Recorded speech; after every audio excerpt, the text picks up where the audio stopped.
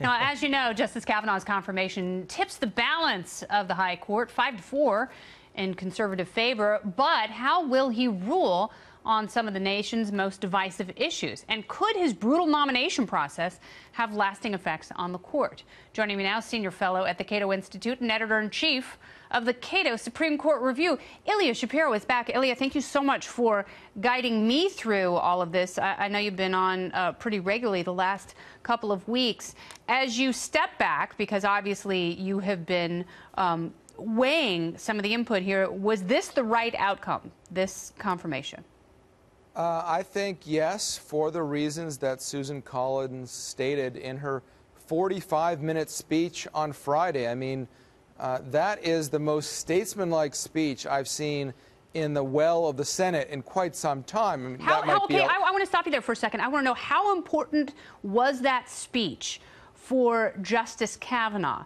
And setting aside some of the fears and feelings that independents have, not necessarily the frothing left, but how important was it for people to sit through the laying out of her case? I mean, I think it was significant. Look, I'm a swamp creature, just like you're in the middle of Midtown Manhattan. Neither of us was the intended audience exactly, but the average American who's only been paying attention to this occasionally, when she laid out methodically Judge Kavanaugh's record, the history of Supreme Court nomination battles, and how you deal with a he said, she said situation like this, quite extraordinary.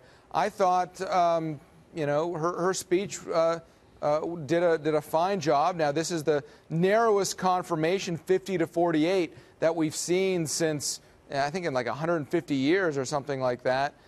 We still have, obviously, a divided country. But I think for the independent-minded voters who don't like either how the Republicans or the Democrats proceeded during this confirmation battle, I think it's the right way to move to the next stage. And the next stage, obviously, is the docket.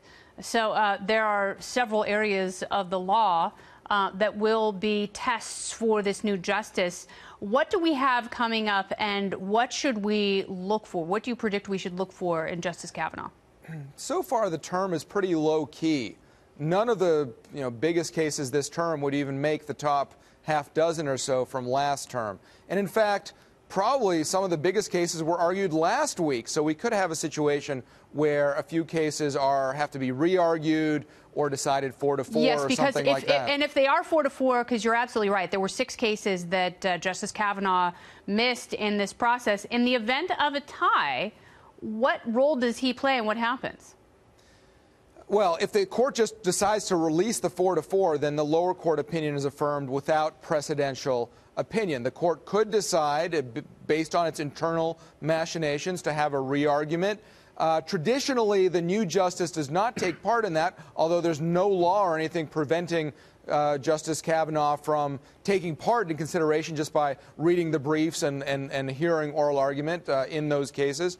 But really, this term, going forward, what really is going to be significant is which cases the court takes up, because they've been delaying even deciding which cases to take up pending a 9th justice. And those include issues like partisan gerrymandering, the Second Amendment, a cross on public land, lots of kind of bigger, more controversial issues that tend to be decided 5-4.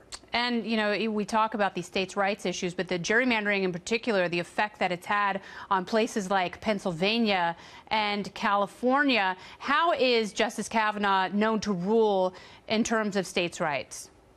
Well, he's coming from the D.C. Circuit, and D.C. is not a state. He doesn't have to deal with these federalism issues, so he has no judicial opinions interpreting that sort of thing. Now, he's clearly an originalist and a textualist. He believes in federalism and separation of powers, so presumably he would be enforcing the Constitution's structure.